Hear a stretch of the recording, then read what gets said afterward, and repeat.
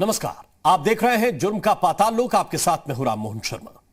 Bulletin की शुरुआत मथुरा से आई खबर से करेंगे, जहां अपहरण के बाद मासूम की हत्या कर दी गई। यह घटना सदर कोतवाली क्षेत्र की है। मासूम का शव जवाहर बाग के पास झाड़ियों से मिला है। शनिवार दोपहर को खेलते हुए मासूम अचानक कहीं गायब हो गया था, जिसके बाद परिजनों को एक फोन आया। इस दौरान परिजनों से 5 लाख रुपए की फिरौती मांगी गई थी और अब अपहृत मासूम का शव मिला है। बच्चे का शव बरामद हुआ है। जवाहर बाग के पास से बच्चे का शव मिला है। मासूम को मारकर उसे झाड़ियों में दबा दिया गया था। लेकिन इससे पहले का जो घटनाक्रम था वो भी आपको बता दें। कल दोपहर को खेलते वक्त बच्चा अचानक गायब हो गया था। परिवार वालों ने बच्चे को ढूंढना शुरू किया, लेकिन इसी बीच एक फोन कॉल आई और उस फोन के जरिए 5 लाख रुपए की फिरौती परिवार से मांगी गई थी। तो सवाल यही है कि वो किडनैपर कौन थे? क्या परिवार को पहले से जानते थे या कोई प्रोफेशनल गैंग है जो एक बच्चे को पहले किडनैप करती है और फिर उसका कत्ल कर देती है? 7:13 पर कॉल आने के बाद में फिर हमने प्रशासन को सूचना दी। प्रशासन बोला कि हम अभी आते। वे आए, इनको नंबर बताया, इस कॉल से फोन आया है और ऐसे बात है। फिर उसने आदमी को हमने बताया नहीं कि ऐसा ना हो कि कहीं बच्चे को कोई गलत वो कर दूँ। फिर प्रशासन ने पूरा वो उसका कॉल रिकॉर्डिंग करके लिया, वहाँ पे अपनी उस पर लगाई सर्विस लाइन पे। वहाँ से फिर पूरा प्रशासन DM SDM मजिस्ट्रेट सारे आए, साहब ने पूरी छानबीन करते रहे। उसके बाद में फिर शाम की टाइम जब 6 बजे तक बॉडी मिल पाई। और हमारे संवाददाता कन्हैया इस वक्त ज्यादा जानकारी के साथ जुड़े हुए हैं। कन्हैया, इस मामले में अब तक कोई बात सामने आ सकी है क्या? जिन लोगों ने किडनैप किया उनकी मंशा क्या थी? अभी कोई इस मामले में पुलिस उस तह तक नहीं पहुंच पाई है कि जो अपहरणकर्ता थे कि उनकी मंशा क्या थी। उसने करीब 5 लोगों को हिरासत में लिया है और पुलिस उस मामले में जांच कर रही है। जो पकड़े गए लोग हैं उनसे पूछताछ कर रही है। सबसे बड़ा सवाल यह है कि जिस तरीके से कल बच्चा खेलते समय लापता हो जाता है, अपहरणकर्ताओं द्वारा उसका अपहरण कर लिया जाता है। फिर आज सुबह परिवार के पास में अपहरण के लिए फिरौती के लिए कॉल आती है, 5 लाख रुपए आप दे दीजिए। फिर शाम को डेड बॉडी झाड़ियों में दबी मिलती है। तो कई एक बड़े सवाल खड़े होते हैं कानून व्यवस्था को लेकर भी कि जिस तरीके से कॉल रिकॉर्ड का पुलिस सर्वेलेंस के माध्यम से ट्रेस नहीं कर पाई कि वो कॉल कहां से आई है, किन लोगों द्वारा कॉल की गई है, ये पुलिस इतना जल्दी नहीं पता लग पाई। और क्योंकि पुलिस की सक्रियता को देखते हुए अपहरणकर्ताओं ने मासूम की डेड बॉडी को फेंक के दबा दिया। तो बड़ा सवाल कानून व्यवस्था को लेकर भी उस तरीके से तो कानून का खौफ कब हो रहा और ठीक है, बहुत बहुत शुक्रिया, बहुत बहुत धन्यवाद कन्हैया शर्मा आपका इस पूरे अपडेट के लिए। और आइए अब आपको अमेठी लेकर चलते हैं, जहां बीते शुक्रवार को कुछ लोगों ने एक घर पर धावा बोल दिया, घर के सदस्यों के साथ मारपीट की, नाबालिग लड़की को किडनैप किया और फरार हो गए। अब इस केस में चौंकाने वाला खुलासा हुआ है। दरअसल नाबालिग की किडनैपिंग शादी के लिए की गई थी। आरोपी ने किडनैपिंग के बाद नाबालिग से जबरन शादी कर ली। वो सिर्फ इसलिए क्योंकि आरोपी की बहन ने नाबालिग के भाई से शादी की थी। ये रिपोर्ट आपको दिखाते हैं।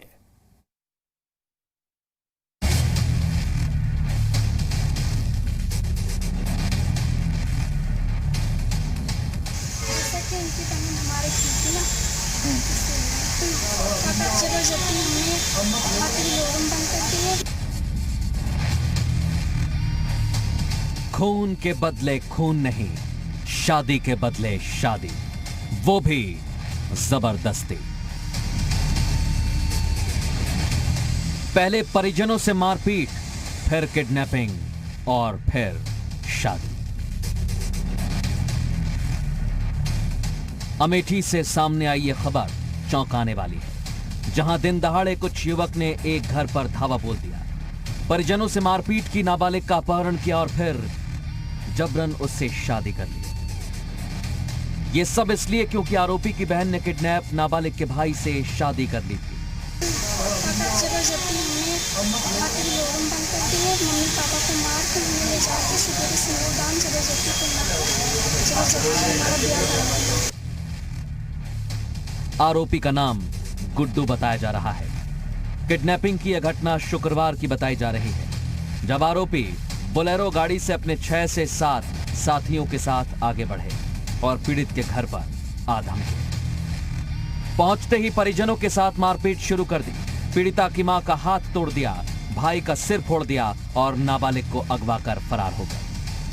घर वाले बात की जो कि आए थे बोलेरो से 7-8 लोग। एक बात हमारी मम्मी जा रही थी, तो बड़े वो लोग पहुंच गए। हमारी मम्मी बोल रही थी तुम सब भागो, तो बड़े मार पीटने लगे।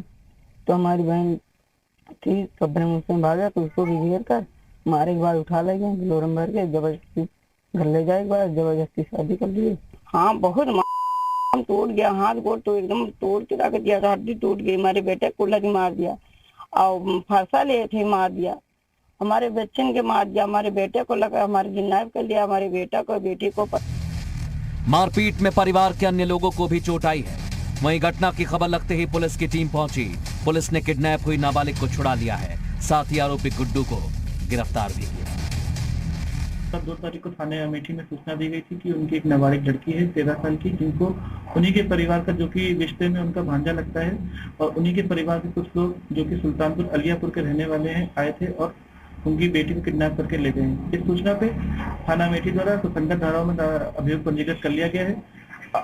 कल प्रकर्ता की बरामदगी कर ली गई है और आज जो व्यक्ति जिसने उसको लगाया था, गुड्डू नाम का जो व्यक्ति है, उसको गिरफ्तार कर लिया गया है और उसको आज जेल भेजा जा रहा है। पुलिस ने आरोपी को गिरफ्तार कर जेल भेज दिया है। साथ ही घटना में शामिल अन्य आरोपियों की तलाश की जा रही है। माना जा रहा है कि किडनैपिंग को अंजाम देने वाले अन्य आरोपी जल्द ही पुलिस की गिरफ्त में होंगे। सतीश बर्नवाल, जी मीडिया, अमेठी।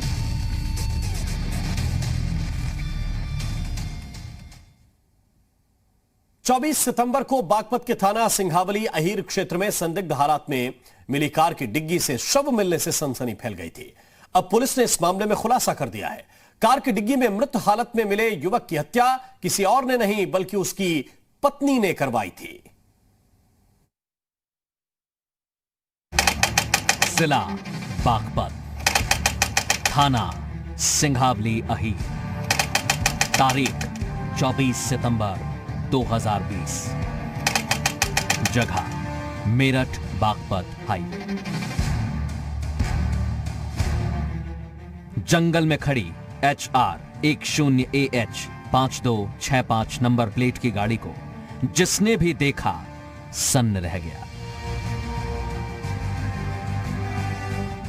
दिमाग में उमड़ते तमाम सवालों के बीच घटना की सूचना पुलिस को दी गई।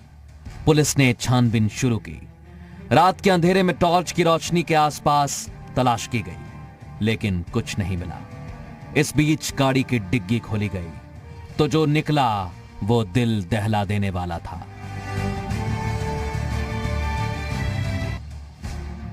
गाड़ी की डिग्गी में बंद थी एक लाश। युवक की हत्या के बाद शव को डिग्गी में बंद कर गाड़ी को जंगल में छोड़ दिया गया था। जनपद बागपत के थाना सिंघावली अहीर के ग्राम डौला के पास 24 सितंबर की शाम को एक सियाज गाड़ी बरामद हुई थी, जिसमें एक व्यक्ति का शव मिला था, जिसकी शिनाख्त जितेंद्र के रूप में हुई थी, जो सोनीपत का रहने वाला था। इस प्रकरण में तत्काल लोकल पुलिस द्वारा अभियोग पंजीकृत कर इसकी विवेचना शुरू कर दी गई थी। युवक का शव मिलने पर पुलिस ने छानबीन शुरू की तो पता चला कि युवक हरियाणा के सोनीपत का रहने वाला था, जिसके बाद पुलिस ने जांच का दायरा बढ़ाया। मृतक के परिवार वालों से पूछताछ की गई और जो सामने आया वो चौंकाने वाला था। युवक की हत्या उसकी पत्नी ने अपने प्रेमी के साथ मिलकर की थी। इस प्रकरण का आज खुलासा हुआ है, जिसमें मृतक की पत्नी को गिरफ्तार किया गया है। पूरी बात ये निकल के आई है कि मृतक की पत्नी पूजा द्वारा ही उसकी हत्या कराने का पूरा षड्यंत्र रचा गया और हत्या की गई।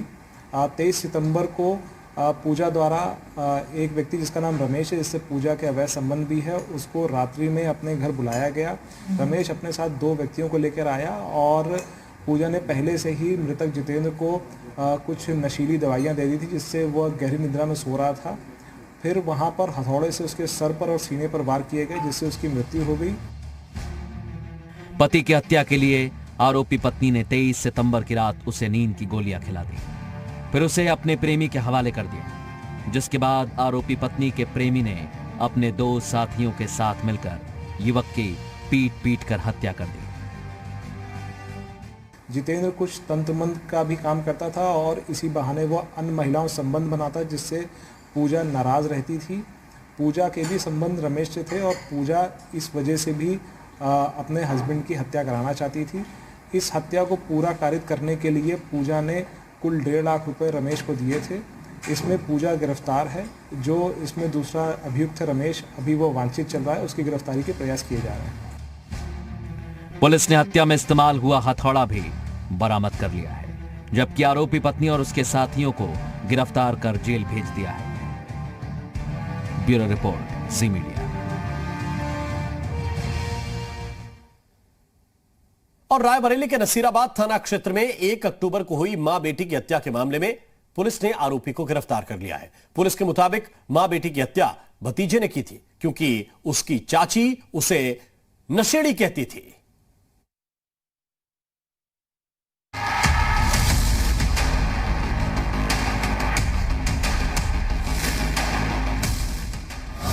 वो नशा करता था,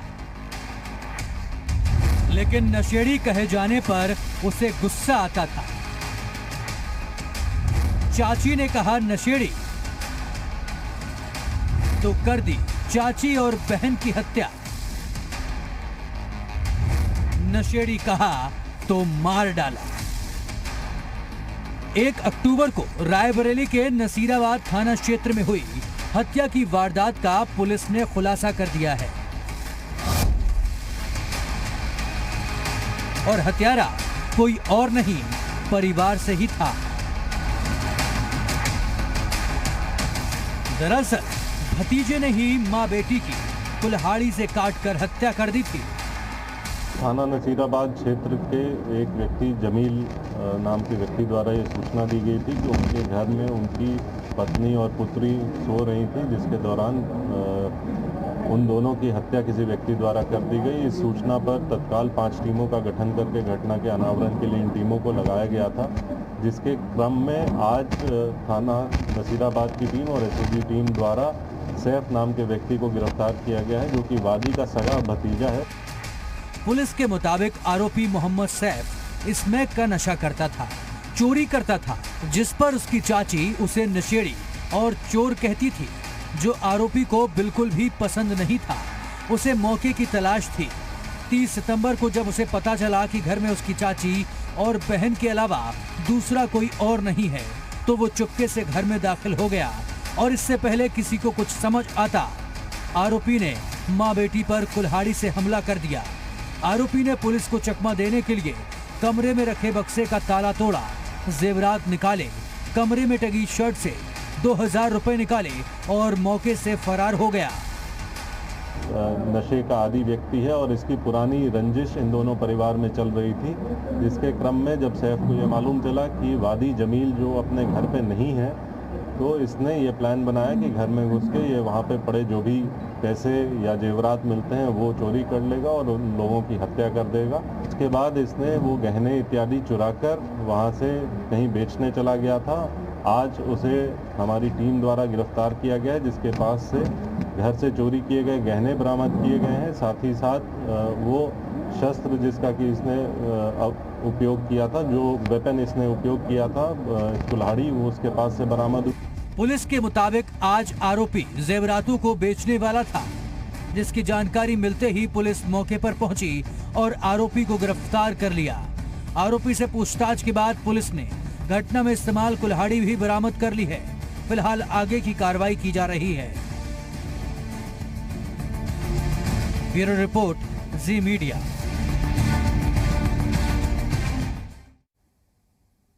और 3 तलाक पर कानून बनने के बाद भी आज भी मुस्लिम महिलाएं एक ऐसा दर्द झेल रही हैं जिससे वो उबर नहीं पा रही हैं। मध्य प्रदेश के खंडवा में ट्रिपल तलाक का एक मामला सामने आया। हैरान करने वाली बात यह है कि शौहर ने अपनी बीवी को घर में नहीं, चौक चौराहे पर नहीं, बल्कि थाने में ही तलाक दे दिया। क्या है यह पूरा मामला, इस रिपोर्ट में आपको दिखाते हैं।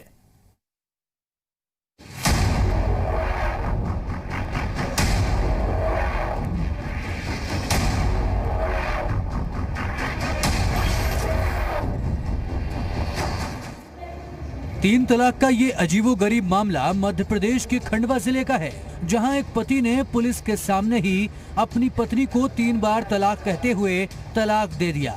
दरअसल पत्नी की शिकायत पर पुलिस की महिला काउंसलिंग सेल ने पति पत्नी को काउंसलिंग के लिए थाने बुलाया था।